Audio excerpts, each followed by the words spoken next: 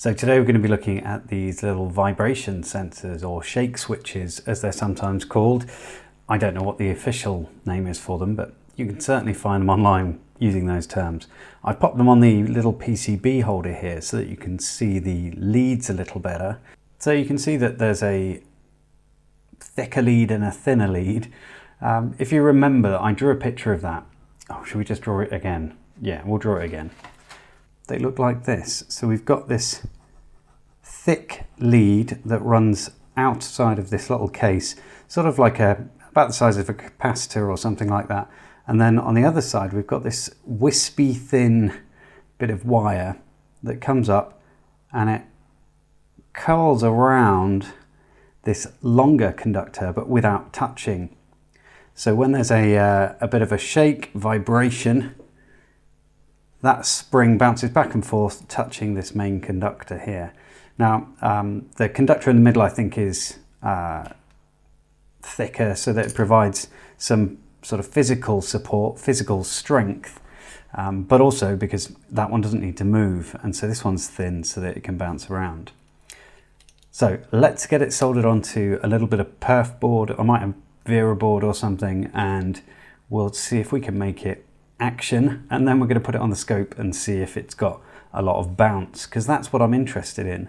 I'm interested in whether I can use it to trigger my 4017 circuit. So if I can make it trigger this circuit, then it can be the thing that changes what the dice is showing, and it means I can remove the need for an 80Tiny85. However, I don't know whether it's going to work like that. If there is a lot of bounce and a randomish amount of bounce, so if you were to shake it back and forth like that, you can't predict the number, then we'll give it a go. But if we can prototype one up, then we can actually hook it up to this 4017 so that we can see it in action on here, but also on the scope. So let's get started. Oh yeah, I suppose I should probably explain how I'm going to do that exactly. I've no idea if we're in focus, but let's give it a go. So I don't know how to draw a shake switch, so we're just going to draw it like, do you know what, we'll use this, that's fine. So this one is going to be connected to VCC, which is going to be 5 or 3 volts. I'll just put V plus, I'm going to use a 10K resistor. And then this is just going to our signal. So this could be whatever's coming out, but it could go to an analog pin or a digital input pin on a microcontroller if you wanted. But in this case, I'm going to use it as my clock pulse for the 4017. So I'll put this on a bit of Vera board that I've got somewhere, and we'll see it in action. That can go like that. I've made it pretty big, so the board doesn't have to be really tiny or anything. I'll just push that in. Don't want to put too much physical strain on it, and then we'll just make some solder connections, I guess. Right, that should be good enough. So the idea here is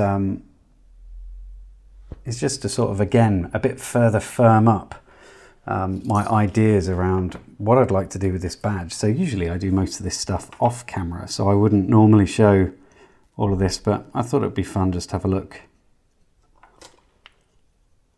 at the little testing stage before I decide upon any individual approach. Oh, I'm losing it now. There we go. But that is basically all I need to do. And it's a little bit wonky, but that doesn't matter. Well, I think not. This is literally the first time I've tried to use this, so I don't know how it's going to go.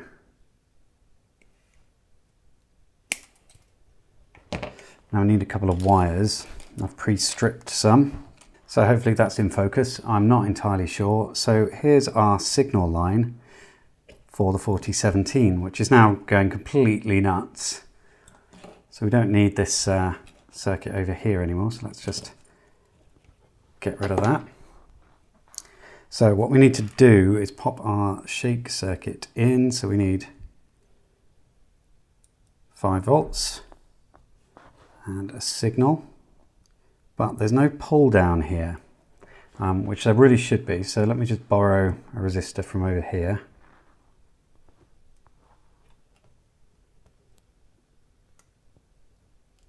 We'll throw that's a 470 ohm resistor. You don't particularly want to be doing that as a pull down, but let's give this a go, shall we?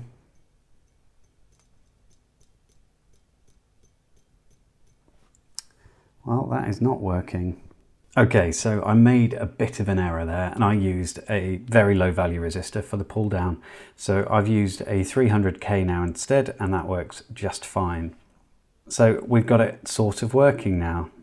The wires are sort of coming out of my breadboard a little bit, but you can see where all I need to do is touch it and it fires around there and it's clocking through. You'll see sometimes it will have a blank input. Now that's because on here, when the master reset happens on value 8, so that's the 8th one along, then we get a blank. But we can just keep going. It's amazing how many times it goes to that blank one. It doesn't continue going through. But yeah, it looks like it's pulsing a lot. So you can see it jump through quite a few. So let's take a look at it on the scope and see what's happening there. In fact, just so you can see it's not my fingers triggering that, I'll just tap it on the desk.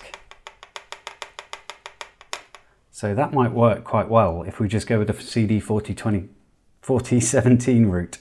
Let's have a look at the scope. Right, so I've got my scope hooked up. We've got it hooked up on the board here. I don't know if you can see that, it's very difficult. I'm probing the clock line and I'm also hooked up to ground. So hopefully I've set it up to trigger correctly. I still don't know particularly how to use my scope. I'm so used to the old analog one. So let's just give it a whack and we should see something appear on our screen. Yeah, we do. It's a little bit difficult to see because I haven't cleaned this in a long time, but let's take a wee look, shall we? Let's run stop that because I've just triggered again, haven't I? Hang on. Let's do that again.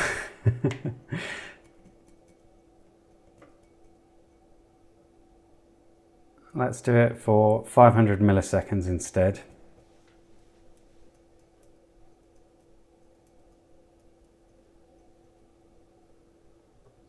So we'll just stop it there. And this is what we've got. So we've got quite a few little pulse signals in here. Let's see if we can... Oh, I don't know how to adjust the intensity. It does say intensity adjust. That doesn't seem to do it. Obviously, you need to do it slightly differently. So we've got quite a few little pulses in here. Whoops. I want to move that across. Yeah, look at that.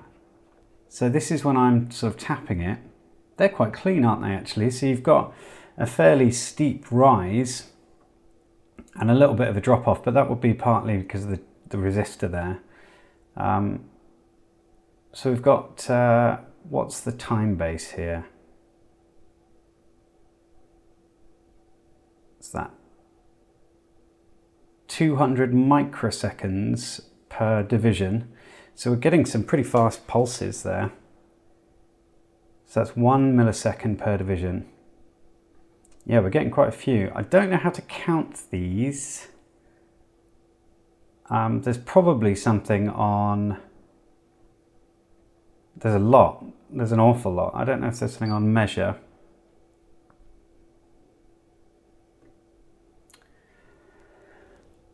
Someone would have to learn how to use their scope to know how to do that, wouldn't they, David? Yes, they would. So I can say that this was a 500 millisecond recording. And so if we double that to be a second, our frequency here is 6 kilohertz, apparently. So there's 6,000 pulses per second. Which seems a little extreme, but I guess if it's vibrating back and forth in such short bursts, then maybe we are achieving that. It's surprising though. So that's 500 seconds, 500 milliseconds, so half a second. Incredible. So it seems that this may well actually work for just a purely CMOS powered dice. We'll see. We'll still need to sort out the transistors to drive the display. We might be able to figure that out over the weekend, because if you recall, we had to do it in a specific way so that we only have these. Oops. So that we only have these digits, I guess. I don't know. So we only need the 1, we need the 2, the other 2, and the diagonal 2, and then we mix and match them to create the numbers from the 4017. Or we do it an entirely different way. I don't know. We'll see. In fact, I could easily just copy the schema from this and just use my own trigger rather than a 555. Just use that. Oh my God, we could actually just plug that in, but we're not going to. Might be interesting though. Anyhow, I'll see you again next time. Hopefully that's been interesting.